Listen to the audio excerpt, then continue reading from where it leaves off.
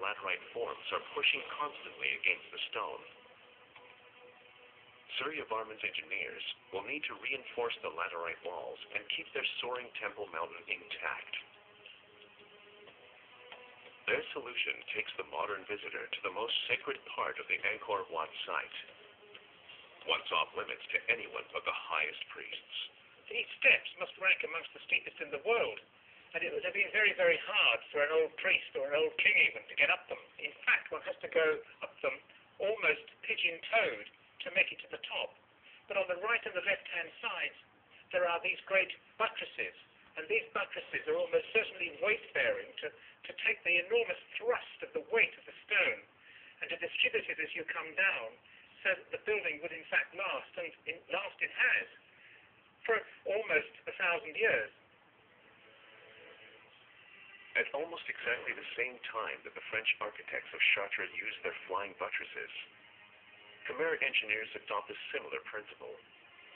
Thrust met by counter-thrust, half a world away in Southeast Asia.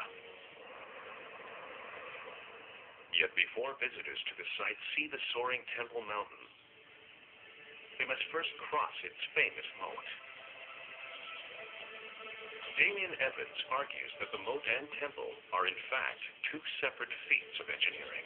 You have the construction of the temple, which would have itself taken probably decades and involved hundreds of thousands of people. And then all around outside of that temple, you have an equally impressive feat, which is the construction of this moat. And again, would have involved the labor of hundreds of thousands of people over the course of many decades. Now that the moat has been completed, like the temple walls, it will be lined with sandstone. However, these blocks are even larger, and workers have to line both the inside and outside perimeters with a beautiful stone, transported from the Kulin Hills, then moved into place. So you can imagine the amount of effort and energy that would have been involved in bringing these enormous stones down from such a distance down to the edge of this moat. It really is truly one of the most amazing engineering feats in human history. From the moat to the roof, the Khmer used sandstone everywhere.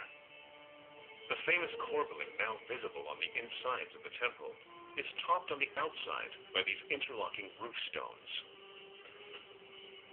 Modern-day restoration work reveals how the Khmer tailored their roofing techniques to the monsoon climate, where water posed an ongoing threat to the structure's survival.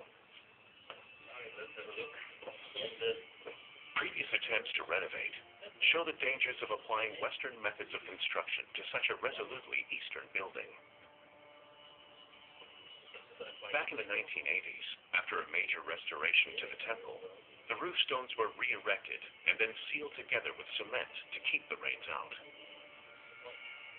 Unfortunately, that solution caused the corrosive chemicals in cement to bleed into the temple, threatening some of its famous bas-reliefs, the most important of which is the great tableau known as the Churning of the Sea of Milk. In it, the gods and the demons vie for immortality, each side tugging at the end of a serpent wrapped around a mountain. At the center is Vishnu, protector of Surya Varman. By pulling for 1,000 years, the gods and demons rotate the mountain, stirring up the elixir of life from the bottom of the ocean. The action creates the Apsaras, who occupy the upper sections of the relief. So this great tableau is presented within one gallery that is arguably the finest work of ancient Khmer sculpture. The problem is that the roof system over this precious bas-relief leaks, carrying with it damaging salts and water, light and biological growth and the like. A more holistic approach now studies how the original roof stones were designed to function. Conservationist Long Mary describes the internal drainage system built within the roof to whisk water away from the structure. If the water still infiltrates from the joint, open joint anyhow, the water will not run directly into the inside structure, but it will run through this small channel out from the building. The cement fills the narrow channels, and cracks formed, causing leaks. They had a major problem on their hands.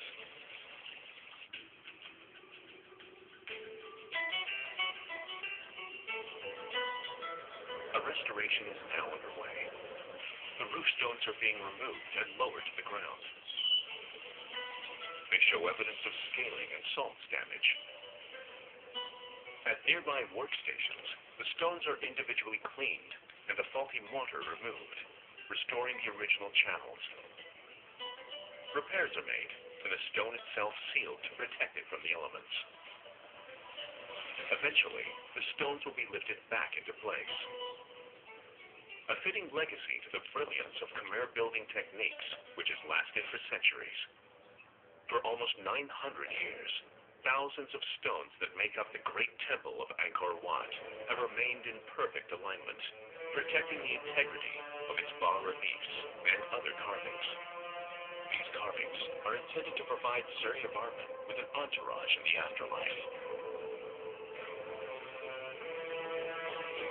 But Surya Varman is growing old.